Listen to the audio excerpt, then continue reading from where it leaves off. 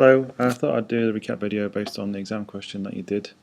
Here's one I found which covers what we covered on Monday. You can see here you started off well and then the rest of it didn't go so well, and then the end was a fairly easy question. So if you recall what this question was asking, I think probably the best thing to do now is just have a go at it before I tell you how to do it.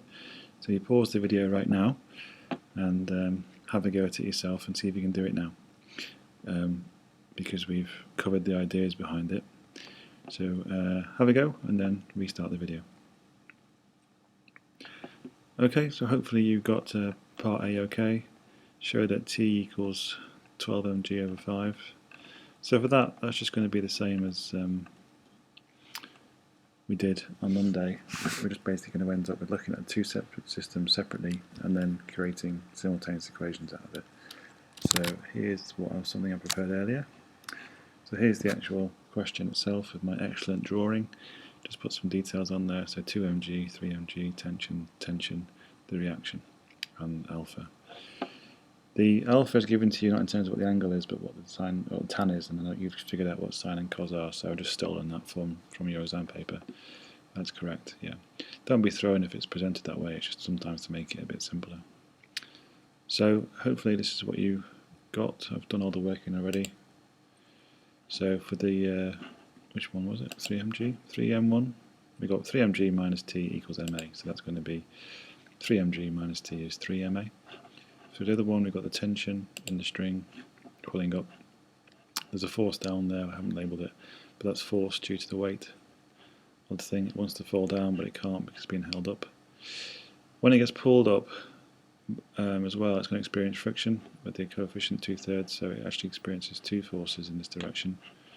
So it's going to be T minus the force due to the weight on it, its actual mass, minus the frictional force it experienced, equals ma, and the mass of it is 2ma.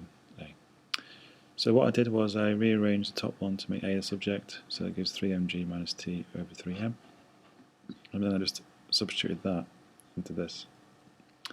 So I've got T minus FW minus FF equals 2m and then 3mg minus t over 3m. The m's cancel, and then on the right hand side we've got multiplying the brackets out and moving those over. We've got 6mg minus 2t all over 3 equals FW plus FW plus FF. After that we've got 5/3 t, so what I've done is I've moved. That becomes 2mg there, and that becomes minus 2/3.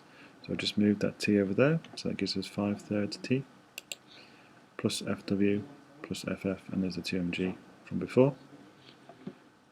And then I figured out what these are. So force due to the weight is going to be 10/13 mg. That's because it's the 5/13 is the angle sine of alpha times by 2 because it's 2m. So that's 10/13 mg, and the friction force is going to be mu r, so that's mu 2/3 times I the action. Reaction is going to be 12/13 2mg, 12/13 representing cos alpha. Multiplying all that out, I noticed that we basically got mg, so I factorised it, and then I put it in terms of 13ths because I noticed that's a common denominator. Add all that up, and that comes to 4. So 26 and 26. So that's 52, which is 4 mg. Then I divided by 5 and multiplied by 3, so it becomes times by 3/5, and that's 12 mg over 5, as you're required to get. So that's exactly what we did on Monday. You look at the two systems individually, create two equations, equate them, solve, rearrange, whatever, and there you go.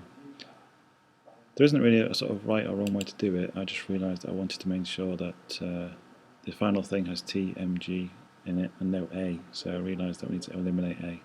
So that's why I chose A in the first place. Okay, what's next? Part B. Determine whether A will remain at rest. Carefully justifying your answer.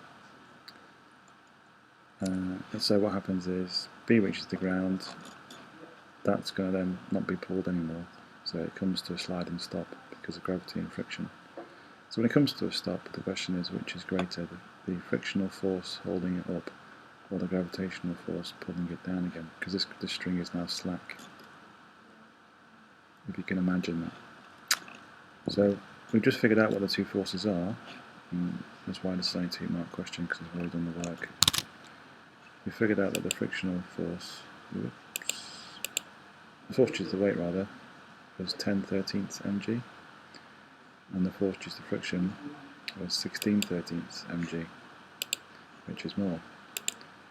So I've written there, force due to weight 10/13, force due to friction 16. So the frictional force is greater, so since that frictional force is greater, it's not going to go anywhere. And the final part suggests 2 refinements that would make it more realistic. Here you're going to bring in real world elements, so all the way down here. You said air resistance, yeah, and string having a mass, yeah, exactly. And the third one might be that it might be, this pulley might not be smooth. It says it in the start, it's a small smooth pulley, so it could be have a resistance itself, which is calculable and you can add into the resistance of the motion. I don't know if you want me to go over what you actually wrote, but I can see what you're trying to do here. You're kind of trying to come up with something to do with C13th hanging about there, and you're kind of almost there with it. And then you kind of just wrote the answer down, have you? Oh, it's this. And then here B, F max 24/13. Not sure what that refers to. You're trying to say the friction's too much, but you're not actually explicitly saying that. So if you look at your marks, you can see that's why the B's you didn't get anything, and the A's you got just 2 out of possible 8. So I think now we can fix that. You can do it yourself. Hopefully that's when you had a go. That's what you found, that you could do it. If not, we can have a chat about it next Tuesday. So I'll talk to you then.